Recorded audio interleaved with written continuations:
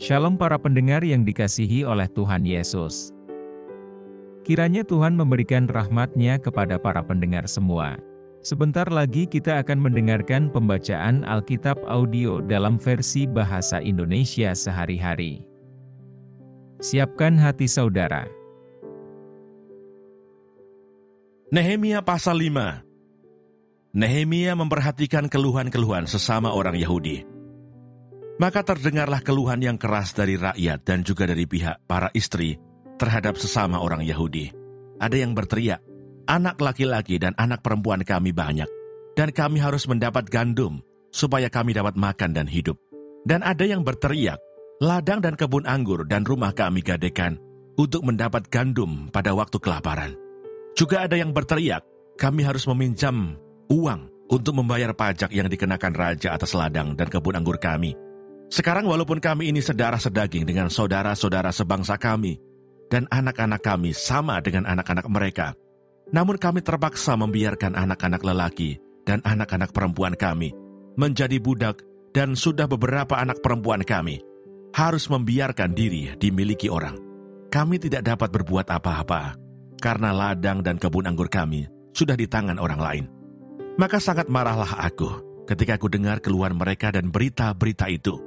Setelah berpikir masak-masak, aku menggugat para pemuka dan para penguasa. Kataku kepada mereka, masing-masing kamu telah makan riba dari saudara-saudaramu. Lalu kuadakan terhadap mereka suatu sidang jemaah yang besar. Berkatalah aku kepada mereka, kami selalu berusaha sedapat-dapatnya untuk menebus sesama orang Yahudi yang dijual kepada bangsa-bangsa lain. Tetapi kamu ini justru menjual saudara-saudaramu, supaya mereka dibeli lagi oleh kami. Mereka berdiam diri karena tidak dapat membantah. Kataku, tidaklah patut apa yang kamu lakukan itu. Bukankah kamu harus berlaku dengan takut akan Allah kita, untuk menghindarkan diri dari cercaan bangsa-bangsa lain, musuh-musuh kita? Juga aku dan saudara-saudaraku dan anak buahku telah membungakan uang dan gandum pada mereka. Biarlah kita hapuskan hutang mereka itu. Biarlah kamu kembalikan kepada mereka hari ini juga ladang mereka, kebun anggur, kebun zaitun, dan rumah mereka. Pula hapuskanlah hutang mereka, yakni uang serta gandum, anggur dan minyak yang kamu tagih daripada mereka.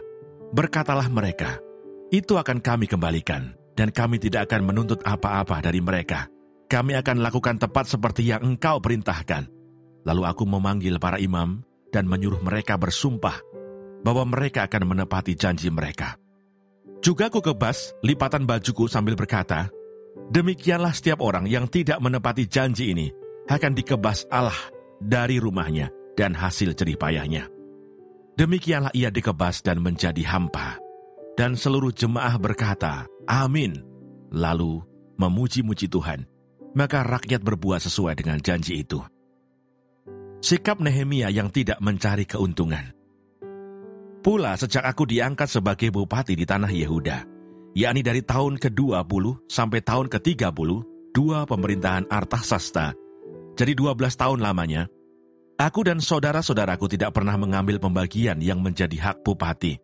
Tetapi para bupati yang sebelumnya, yang mendahului aku, sangat memberatkan beban rakyat. Bupati-bupati itu mengambil dari mereka 40 shikal perak sehari untuk bahan makanan dan anggur.